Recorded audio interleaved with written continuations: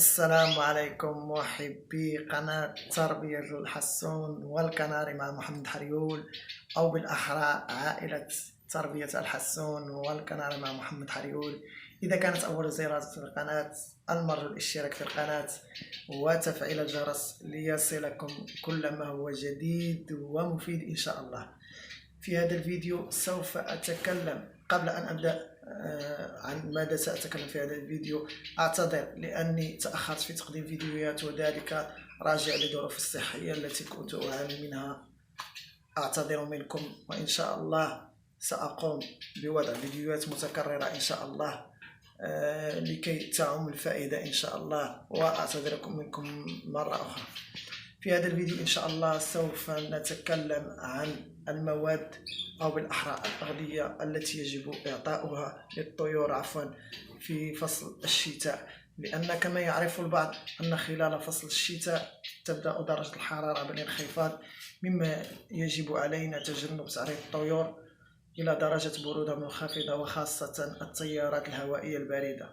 ويجب الحرص على تقديم غذاء يحتوي على مواد تساعد على تدفئة الطائر في فصل الشتاء. وسوف أعطيكم 3 عناصر غذائية مهمة تساعد الطيور في الحفاظ على درجة حرارة جسمها.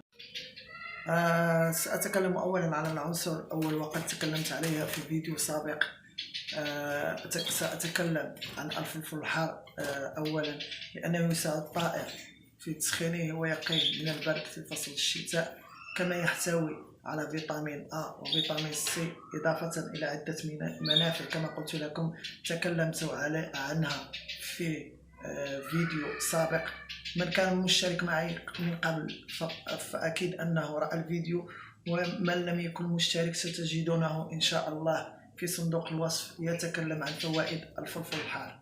العنصر الثاني الذي يجب تقديمه في هذا الفصل هو البيض المسلوق، وكما يعرف الكل أنه يحتوي على البروتين ويحتوي على مواد دهنية تساعد الطيور لتكوين طبقة دهنية تساعدها وتستعملها لمقاومة البرد، لأنه غني بالسعرات الحرارية. أما العنصر الثالث وهو عنصر مهم ويطلق عليه كنز الشتاء، وأكيد أنكم عرفتموه، وهو البرتقال، لما يحتوي على جميع من المزايا، من بينها فيتامين سي، وكذلك هو مضاد للأكسدة التي تعزز صحة الجهاز المناعي في فصل الشتاء البارد، ويحمي من الإصابة بالإنفلونزا، ويسرع في امتصاص الأدوية. أتمنى أن أكون قد كفيت ووفيت وأعطيتكم من المعلومات ما يكفي عن العناصر الثلاث.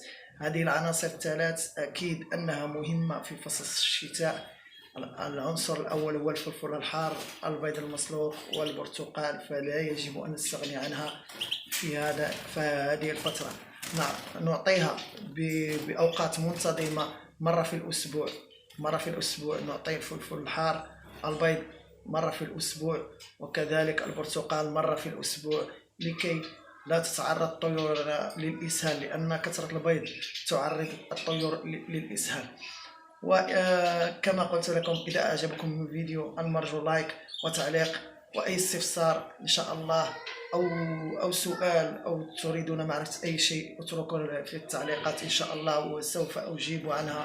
كان معكم أخوكم محمد حريول من قناة تربية الحسون والكناري مع محمد حريول، وشكرا لكم.